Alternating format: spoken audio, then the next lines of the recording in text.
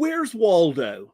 Today, hear how a man from Chicago helped a family in Waldo, Arkansas that he had never met. Stay tuned.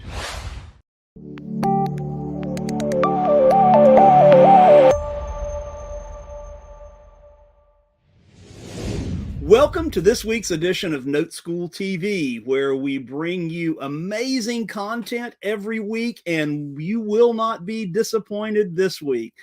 So guys, thanks for being here. And just a couple of things before we bring on our guest today. Number one, make sure that you like what you see on a weekly basis. Give us that thumbs up. Make sure and subscribe to the NoteSchool TV channel so that you can see all of the amazing episodes that we've done for almost a year and a half.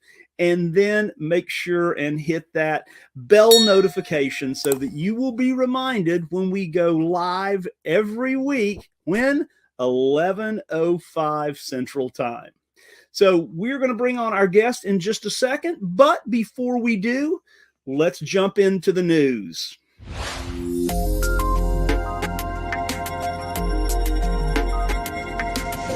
Well, the news for today, a lot of interesting stuff going on in the world today. Number one, Mortgage Industry Advisory Corporation just put up for sale, yesterday, $1.1 billion in mortgage-backed whole non-performing securities. So we keep talking about how how non-performing notes are the new REO, the new real estate owned, bank-owned properties, and the opportunity that we teach here at NoteSchool with non-performing notes. So almost half of this pool is from 6 states: California, New York, Florida, Texas, Maryland, and New Jersey. So guys, a lot coming down the pike. We're seeing this every day. Our non-performing business is increasing every week. And guys, I know that you really want to know more about this as well. Now, here is a report from Fannie Mae, just came out a few days ago, but what home prices will look like in 2023, according to Fannie Mae. So Fannie Mae says homeowners just got some more bad news. In January, 70% of homes for sale ended up in a bidding war. That's the highest rate on record ever. And if you'll notice what they are looking for as far as 2022 and 2022. So here you see this steady growth here, right, to December 2021.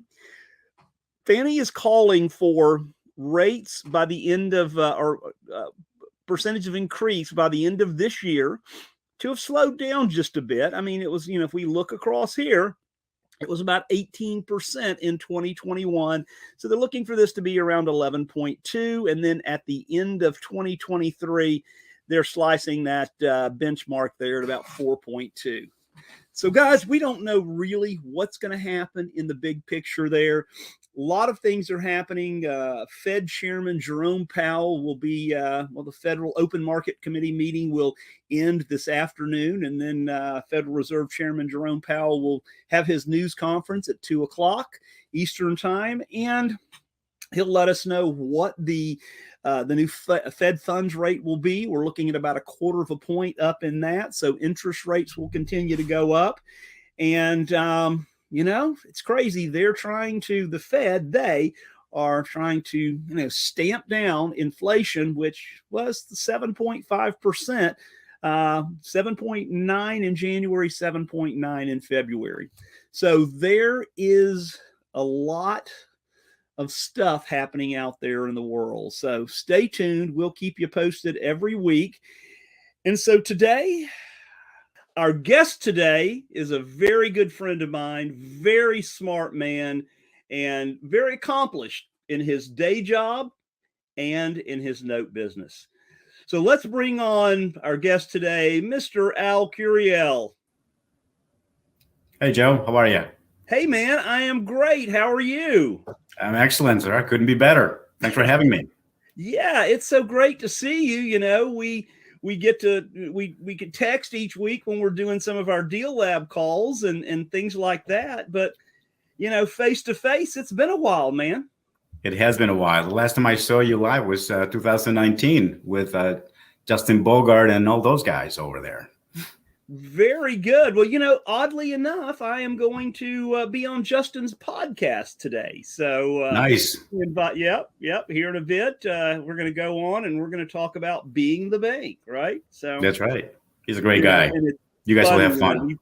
We've done, I don't know, we've done about 70 episodes of NoteSchool TV. We started in October of 2020, and it's funny when we talk about, when they're on and they're posted and it talks about the topic that day, the number one watch shows are the ones that are the monthly updates. And then the number two is if you say something about the bank or private money or whatever that is in the tagline there, those always get the most attention because, well, again, and you've done a very good job of that, and we'll get to that in a minute. So I'm going to shut up and let you talk a little bit about your story, your background. It's been varied, and so let's just tell us a little bit about yourself and your background, and kind of then we'll talk about what brought us into the note business. All right. Well, let's see. I'm a commercial insurance geek. I consult in the areas of litigation and risk management to middle market construction companies. It's all insurance related.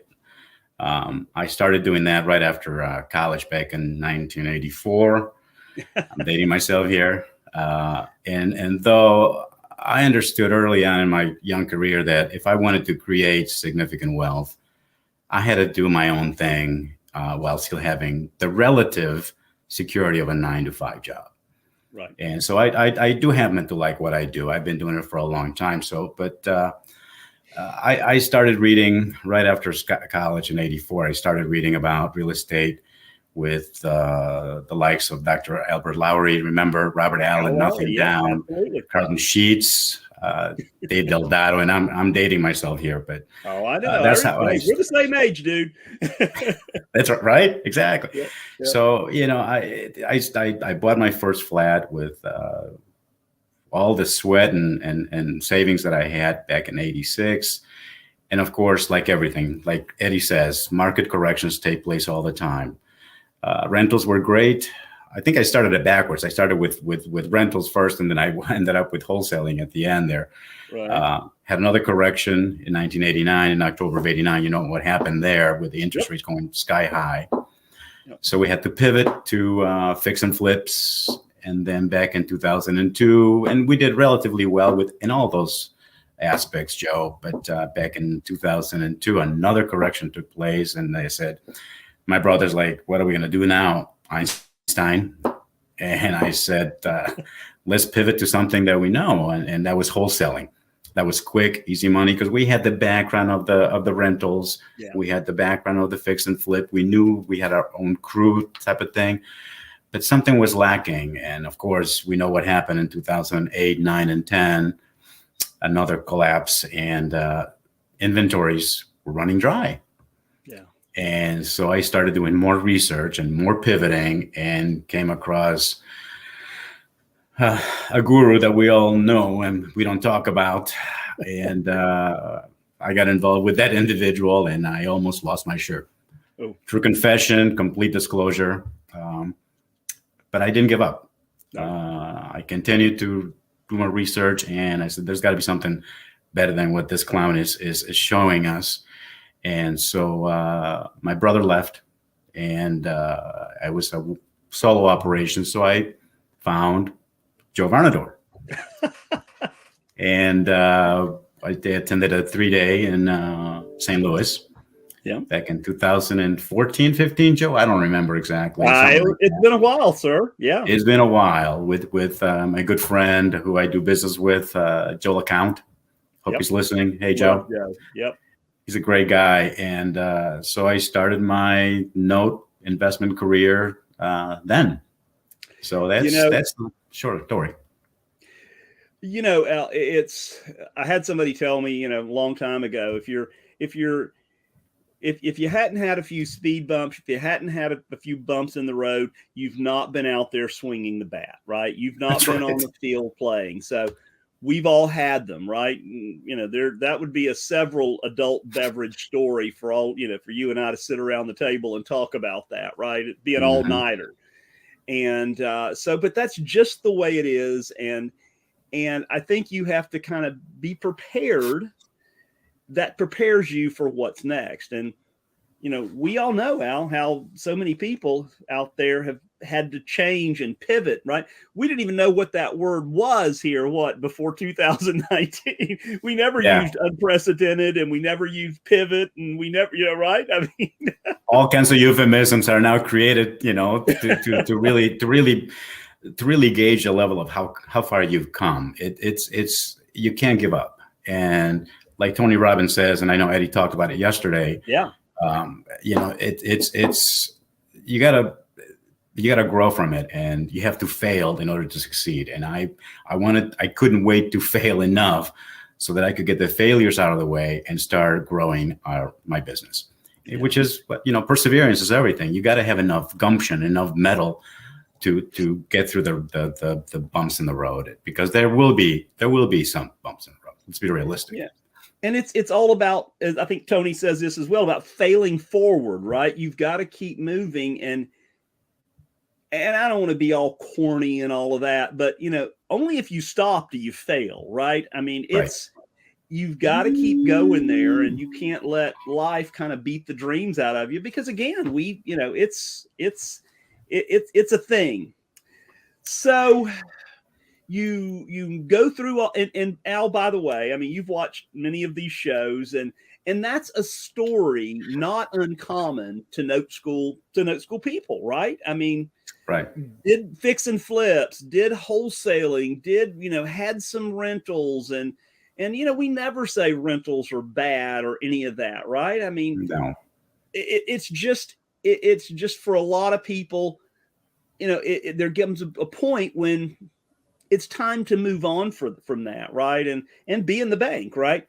So let's talk about, and you've been every year at NoteExpo, right? And we'll have that again the 1st of November, and we'll talk about that later in the year as we do the shows. But you've been a, you know, case study winner and all of that for stuff that, you know, some of the deals that you've done. But talk a little bit about, so you've done performing loans, you've done non-performing loans. So let's talk a little bit about how that morphed when you first got into NoteSchool back in, you know, 6 or 7 years ago, and what that looked like and what you started doing. Yeah, I started concentrating on NPLs. I like the challenge of having to modify loans or, you know, get cash for keys kind of a thing. Then I pivoted a little bit with the 50-50 model. Remember the old 50-50 model? Absolutely. And it worked really, really well. So in fact, the competition that we won with Justin, I was the NPL. Right. I like the whole dynamic of it because of my background in construction, and I can quarterback all the parts of it, which takes a little bit of work, but it also is critical to have the right team in place for the BPOs and the Loudons of the world to go look at the properties and whatnot. And so that's always an intriguing component of the business. I do a lot of the NPLs for our own portfolio, and I broker a lot of the performing loans for my customers. Wow. So they want the passive income, they get the education with it, and I also gone through the creative financing with some of the NPL inventory that I have that doesn't work out.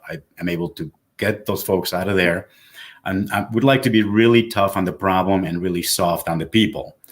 So we tell them, listen, I like that. You can borrow that. Write that down. And so I started being retaliatory with folks. We try to become conciliatory and say, listen, it's very clear to me that you're not going to pay for this. And we try to lower your interest rate, whatever the situation is. Right. So why don't we just part friends? I back up the truck that you hold, you leave the place with the way you found it. And we can, I'll give you $1,000 and everybody's is great. So then they go away. I don't report their problems to the credit bureau. we are goodwill and everything else. Then I stick a sign in the front lawn and say, for sale by owner, just like Eddie says, for sale by owner, for deserving owners, and we sell, and that's how the creative terms has benefited us in this space. So Al, you said a lot right there. And so NPLs, guys, I mean, we non-performing loans, right? I remember the one you won for the, you were in the one, the contest was, and Al, I can't remember where that was. I know it was in Arkansas, but where was it in Arkansas? Waldo, Arkansas. Where's Waldo? Where's Waldo? That was a standing joke. True story. You can't make this up. No, it's you funny. Cannot. So yeah, I knew where it was, guys, but I know. But Waldo, little town in Arkansas, and you end up buying a little pool of notes, non-performing loans from one of our strategic partners, Revolve, Chaz Quinn. Yep, Chaz's been a guest on the show as well. And Chaz. So Chaz, great guy. And so that was that. Tell us a little bit about that story. You bought that loan and you were able to do what you like to do, Al, and that's being, helping someone, right? So tell us a little bit about that story. Well, what happened was we bought this NPL from again, it was a pool of I think it was 20 loans. And this particular one caught my eye because it was in the middle of nowhere. Right. And after we filtered the tape and did everything that we need to do, our VAs did all the work, and we identified this one in Waldo. And the girl said, "What do you want to do with this piece? It's in the middle of nowhere." And so we ended up buying the piece. It was $90,000 balance, but we bought it for $12,000. I believe it was. The number was $12,000. It was dirt cheap. It was in the middle of nowhere. Joe. And Al, the challenge you have with something like that is if it's we're talking about, I Googled it back then, and I think there was 2,300 people in the entire county or in the city of Waldo, right? It was small. Correct. And so you don't have the luxury of having, we have vendors, and you mentioned Loudon, we've got Baldwin Advisory Group and all these guys, and that can go out and they're your boots on the ground. But sometimes when they're in small towns, and they're kind of out 50, 80 miles from a bigger town. Correct. It's hard to get that there. But anyway, you kind of worked through that. It was a challenge because I couldn't get any vendors of our vendors to go out there because it was such a remote place. And so obviously because being so small, the mayor of the town, Joe, contacted me. Patricia Holmes, and she said, "Is this Mr. Curiel from Associates in Real Estate Holding?" "Yeah, this is he." Like, "Well, I'm the mayor of Waldo, and I wanted to know. We just found out that you are the deed owner of this this property, and I want to ask you what your intentions are with this property, because I will not be in a position. My platform being elected was not to have any slumlords run the town." And I, again, very, very, very calmly, I said, "Ma'am, that is not my intention. I want to repair the place so we have a functioning piece of real estate for you that pays taxes and everything else. And I want to put a nice family in there." She thought about it and thought about it. It was the most comfortable 30 seconds ever, Joe. And then she says, "Oh, okay. Well, what can I do?" I said, "Ma'am, I can't kill the weeds and I can't cut the grass because this is my challenge." And she says, "Well, okay, well then, since you're sounding sincere about this, I can probably have the city workers, number one, vacate the what do you call it, the code violation that we have amounted on this property. Number one. Number two, cut the grass. Number three, see what needs to be done so that you can prepare this for and paint it so you can prepare it for sale. Does that sound good?" I said, "Rock and roll. Let me buy your workers lunch if that's great." She says, "No, I don't want to do that. There would be a conflict, but I can send you a bill." She sent me a bill for an invoice she faxed me when we still had faxes. She faxed me a bill for $150. But listen to what they did. $150. They not only cut the grass, vacated the code violation, but they power washed the house, which ended up being a beautiful 3,300 square foot house, whitewash. The guy had been when he abandoned the place, he'd been working on the wood floors. So the wood floors inside were pristine. So not much had to be done with that property. So they did it. She sent me the invoice. I'm like, rock and roll. Everything is great. Right. A week had gone by. My problem then became marketing this thing. Right. Who's going to buy this place? And came to find out about a week or two later, I forget which, she calls me again. Mr. Curiel, this is Patricia. It was no longer Miss Holmes. It was Patricia saying, are you still looking for a person to buy this place? And I said, with seller financing. Yeah. Seller financing. Yeah. I said, yeah, I'm still looking for somebody. Do you know anybody? He says, I may just have somebody for you. I said, oh. She says, yeah, there's this, we can't get involved. It's a domestic dispute. But because the town is so small, everybody knows everybody. And this lady is trying to leave her husband because he's in an abusive relationship. They have 2 teenage boys and they're hitting the wrong road. It's bad. So would you be interested in having her apply for this? For a mortgage? I said, okay, that's fine. So I had that in mind. So I went with our MLO and they ran the credit. And the credit was 530, Joe. Very low, not very desirable. But being the do-gooder that my wife is, she says, everybody deserves a second chance. Right. Why don't you give it to her? I said, I don't know. The MLO says, Al, this is really low. I mean, even for non-performing loan, this is a really, really low credit score. You may want to consider that again. So my options were limited. Joe, but in the leap of faith, I decided to give this lady the loan. I said, but I need a down payment of 10 grand. Well, she didn't have 10 grand, but she did have 5 grand.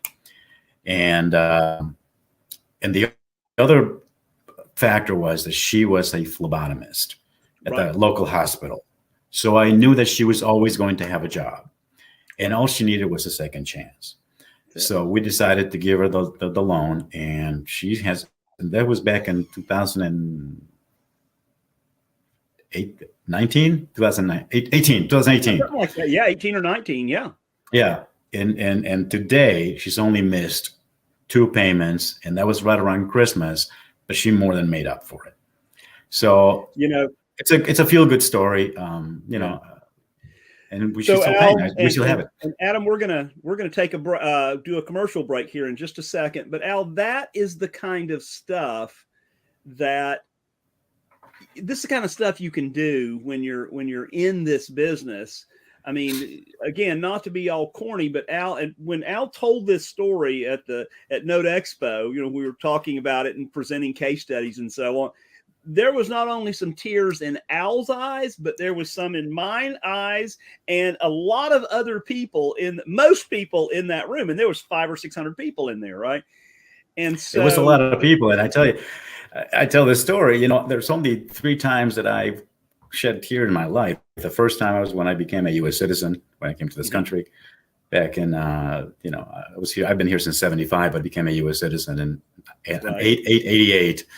I was sworn in. So I shed a tear there. The second time was when my daughter was born 27 years ago. And the third time was when the White Sox won the World Series back in 2005. This came very close to a 4th time. And but it's a feel good story, and we still have it in our portfolio. We have no intention of selling it, and we had a lot of requests for partials and things like that. I'm like, no, this is a good one for me. Yeah. All right, so Adam, let's go ahead and take a break. When we come back, we're going to talk about, you talked about buying 20 loans at once. And a lot of people are saying, well, gosh, I'm having trouble buying one. How do I buy 20? So we're going to talk a little bit about your little meetup that you have a couple of times a month, I believe. And also, just for a footnote here, Al mentioned an RMLO. An RMLO, for everybody watching today, is a residential mortgage loan originator. and this is a vendor that's out there. We have it, and you can find an RMLO, and they will make sure that the loan is SAFE Act compliant, which meets the Dodd-Frank standards from the SAFE Act. So anyway, just wanted to throw that in there. So Adam, let's take a 30-second commercial break. Well, hello, everyone. It is Brian with the teaching team here at NoteSchool, and I'm excited that I get to be the one to invite you to the upcoming Gold in Notes class. That's right. It is a one-day deeper dive class that we call Gold in Notes because of how valuable this time spent is. This is a full day that we really get to dig into the nitty-gritty, the whole world of creative financing, not just how to acquire more deals, how to get access to more capital, how to defer a lot of the taxes for us as well as for the sellers that we're talking to, and really learn how to create your own notes. And really, once you learn how to create your own notes, this is really where we spend an entire afternoon really pulling back the curtain on what the note business is, from wholesaling notes, buying and holding performing notes to really build your wealth. I'll even show you a strategy called partials, which is by far the best wealth building tool I've ever seen in the real estate space. And we're definitely going to spend some time talking about non-performing notes, which is by far the biggest opportunity in today's marketplace, solely because of the events that have happened over the past couple of years. This is when people are not paying their mortgages, and we're going to make a lot of big money from these bad debts, and we're going to help a lot of people get a second chance. It's an absolutely fantastic day. Come spend a day really digging and discover a lot of this stuff so that you too can start building your wealth. It's a day meant to really be engaging. Bring your questions, bring your comments, bring your business problems, and we will see you there. So Al, before break, we were talking about how you raise capital, what that looks like. So, everybody that's getting into real estate or notes or whatever it is, it's like, oh, I need the money. How do I raise capital? So talk a little bit about what you've done to raise capital for your business. Yeah, I have a very concentrated niche. My niche is two, actually. One for education, meetup, and the other one for investors. And so I've targeted, and I've heard the audience in other shows talk about this, but my niche is the Hispanic entrepreneur, the Hispanic person, business guy. And these are guys that own auto body shops, restaurateurs, grocery store owners. And my niche is not as robust as Ben Hawes, but I try to emulate that, trying to raise capital so these guys understand that there's another way for investments. They are, for the most part, dealing with all cash. They're all cash businesses. And they have three areas of concern: their health, if they're going to have enough money to retire, and when they are going to retire, and what they're going to do with the legacy of their business. So through education and our meetup group every Thursday with them, we are very non-threatening. Just this is what I have, this note here that pays so much, whatever, and I pull the money that way. So that's how we are able to pull significant dollars for that 20 property tape that we got. And Al, the interesting thing that you said there is that the folks that you were talking about, restaurateurs, body shop, own grocery, they own businesses that do well, right? But those businesses, they own the business and the business owns them. And so they're working in that business all the time. So what you've done there, and this is great, you've given them the opportunity. They don't have time to go out and look for deals and do that. They're running their business, right? And I love that. So go ahead. They have a job. And they don't want to trade that job for another job. So right. I make them press the easy button, and they deploy the cash with the assets. We manage the assets. We get a percentage of that at the end of the journey, so to speak, and then we get our fee as well. So it's a beautiful model. Again, it's not as robust as Ben's, but it's still a niche, and we're doing something good for those folks. Right. That answers your question. I don't know. The other one is more of an education meetup, and that's very, very small, and it's aimed for young people that are trying to find their way. And again, this is for anybody. And college, let's face it, college is not for everybody. There's nothing wrong with trade schools or anything like that. And so what we do is we try to offer them another opportunity to explore whatever ways are there for them to make money by way of investing and educating themselves in this business. And so what we are doing is I'm involved in a community here and outside of Chicago that is called Centro de Información. And what we are going to do is we are going to extend for those kids that show some interest and gumption and drive and desire. We are going to create a scholarship. And in that scholarship, we are going to send them to a three-day class, whatever it is, if we ever get together again, and probably matriculate them in NoteSchool in some capacity.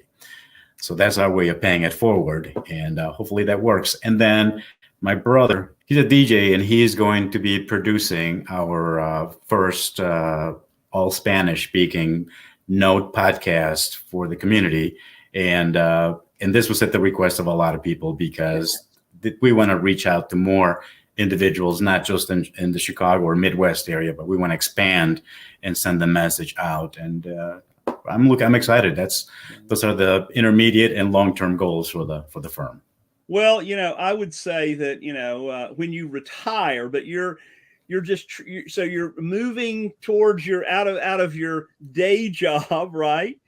And yes. Into this party, and you're the same as I am, Al. I'm never going to retire. I mean, we were talking before. I've got a 16-year-old that's going to go to med school, right? So it's going to be a while for me, right? I mean, another 8 years.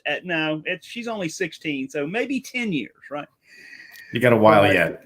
Yeah, but and I know you talked about your daughter a minute ago, and I know you and I have talked about her as well. I know she's a great young lady also. So she is. Al, thanks so much for sharing your story. Means a lot to folks to be able to watch, people like you. And I know you mentioned Ben as well, Ben Hott, who is with NoteSchool, but has his own, company, the Hamelmeyer. Hamelmeyer. And he was back. He was on here a few months ago. So you guys can check out the channel and you can find Ben's interview and listen to what he does. But yeah, Al, thanks so much. And can't wait to, for us to get together again in person, right? I'm looking forward to it. Joe has been way too long. So I'm going to kind of take us out here. And so, Al, thanks so much. And we'll see you very soon. Thank you so much, Joe. Take care. All right, guys. Well, thanks so much for being on this week's episode of NoteSchool TV. We appreciate you being on with us every week, and just another person that has been through the process with real estate and found notes and has found the true calling and is able to not only help himself and his family, but also be very benevolent in his community and giving back and all of that. So for more information on what we do here at NoteSchool, certainly go to NoteSchool TV or noteschool.com/TV. Again, noteschool.com/TV.